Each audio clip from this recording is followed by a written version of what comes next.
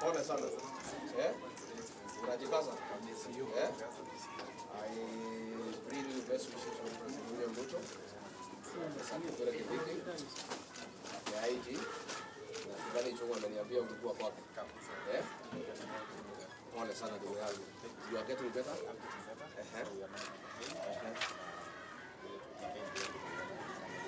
Yes.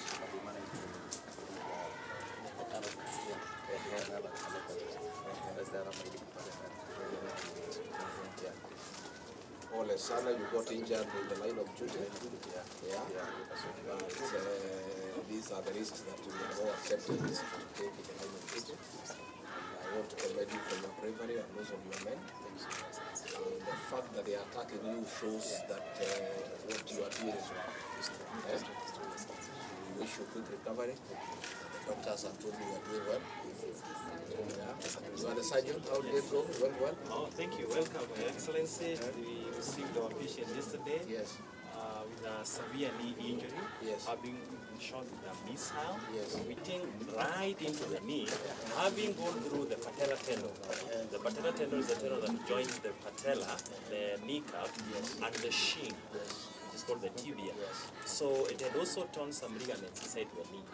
But we were able to arrest the bleeding, we moved the arrow, and repaired all the tendons that were injured.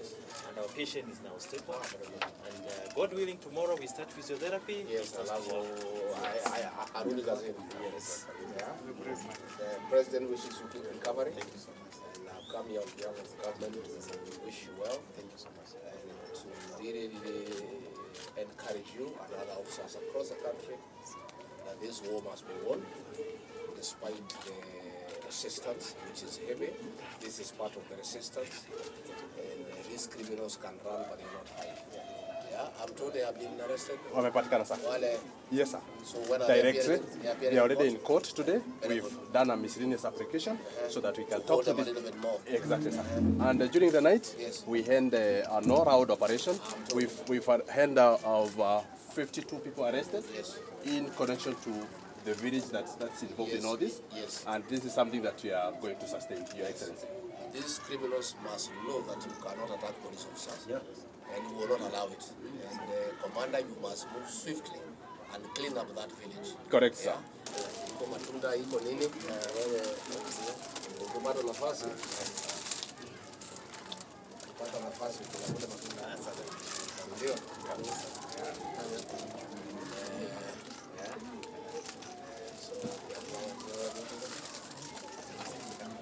Somewhere there. Wish you well. Na kutakia mema. This is a card for you to get better. And now utasikia nafuu. I've just come to encourage you. And I know that we care for you. You know the reforms we are doing that will be implemented from July 1. We are even looking at the issues of insurance of officers who get injured in the line of duty, and the welfare of also officers who pay the ultimate price to the future of their families, so that they are not left in destitute. And all those things we are doing to make the National Police Force better. On illicit brew and drug abuse is on. There is no letting up, and this is part of the resistance that we are facing. And we have seen that the criminals now are exercising impunity of attacking police officers. I want to say that these criminals can run, but they will not hide. 2 suspects have already been arrested and they have been arraigned in court. And the prosecutors have successfully been allowed to detain them for further investigations. And they will be charged with appropriate offenses, including attempted murder and other serious offenses. I want to say that since this war started, we have seen a tendency of people, criminals, attacking our officers. On 13th March 2024, Inspector Simon Mwangi Kariuki of Dori Police Station in Rarieda Siaya was attacked and firearms stolen. Again, in March, a father and son were attacked and injured a chief in Nyamira County. Again, in March 2024, 2 chiefs were assaulted at Kameli and Chepsire locations by goons during a crackdown. Again, last year in September, 4 police officers were injured at an illicit liquor den in Eldoret to St. Gishu, and drunkards pelted them with stones. On February this year in Rumuruti Police Station, the Deputy OCS, Prosper Wandera, was stabbed to death by Chang'aa revelers. Let me say, for the avoidance of doubt, that President William Ruto has given us very clear instructions from myself, Professor Kithure Kindiki, the IG, and all regional and county security teams, that the issue of drug abuse and illicit alcohol must be dealt with once and for all. And this is a battle that the government must win. What we have seen in Juja is an attempt by criminals to attack police officers so that they can give up on this exercise. I want to assure them and assure the people of Kenya that this has just strengthened our resolve to fight. The political will is at the highest level. President William Ruto has given his all to this war. I am his deputy. He has asked me to oversee it. Professor Kindiki is more than persuaded. All our officers are cooperating. Members of the National Assembly are on board. You have seen them here. Members of the Senate are on board. This is a war for all Kenyans, and the church is on board. In fact, we have the goodwill, not just of the political class, but of the Church of Christ, from the Muslims, from wananchi themselves, from our women, from our men. The support is total, and that is why this war will succeed. Our borders now are being policed all the way from Loitoktok, at Isibania, at Moyale, at Malaba, at Busia. We have re-energized our teams there, and there's a lot of supervision going on. I want to confirm that the amount of ethanol that was coming into the country has now lessened. I also want to confirm that Kenyans are now sober. And we are getting very good reports that even people who are drinking have actually given up and actually found that it's not a very good thing. I want to say the war is 70% won, but there is still 30%. And County Commander, I want you to look at Goigwa. There is still a lot of alcohol in Goigwa. There is still a lot of alcohol in Makongeni. I want you to pull up your socks starting this afternoon. And in the next 3 days, make sure that the areas of Goigwa, the areas of Makongeni are cleaned up. And there will be no drinking during the day. Let people go and work. Let the bars open at 5. Those who want to sell good alcohol can sell up to 11. From there, people can go and sleep so that they can wake up sober the following day to go and work and build the nation. I want to assure our police officers, wherever they are, that the government will protect them, is fully behind them.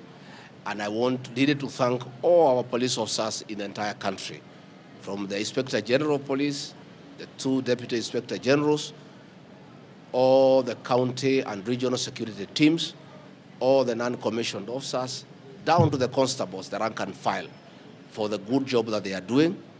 And I want to assure our officers that the Presidential Task Force on Police Reforms was presented to the President. The recommendations were accepted, and they are being worked out. And from July 1, their terms of service will be reviewed by 40% progressively in 3 years. Again, we are looking at insurance for our police officers who get injured in the line of duty. Again, those who lose their lives in the course of duty, we are having a package that will take care of their families so that they don't suffer. So let me assure our police officers and administration officers across the country that the government will take care of them, and we want to urge them to proceed with this war without any interruption, without being discouraged, and this war must be won. And let me reiterate on behalf of the President that furtherance to the meeting that was held in my office with our security commanders from the regions and from the counties, this war must be won, and there is no stopping until this menace is eradicated. It may take 1 year, it may take 2 years, it may take 3 years. I want to confirm for the term President William Ruto and I are in office, this is a continuous fight. And until we eradicate drugs from the midst of our children until we eradicate illicit brew from the midst of the population. This war will be pursued relentlessly, and there is no giving up, and there is no letting off, and I want to say impunity will not be allowed. I want to ask our courts to know that the judges and magistrates are also parents, and their children are not immune to drug abuse and alcohol abuse. I want to request them to be fair to the people of Kenya and allow us to carry on with this exercise. Much as we want people to go to court to seek justice, we want to ask the courts to not give ex parte orders. Let them hear both sides.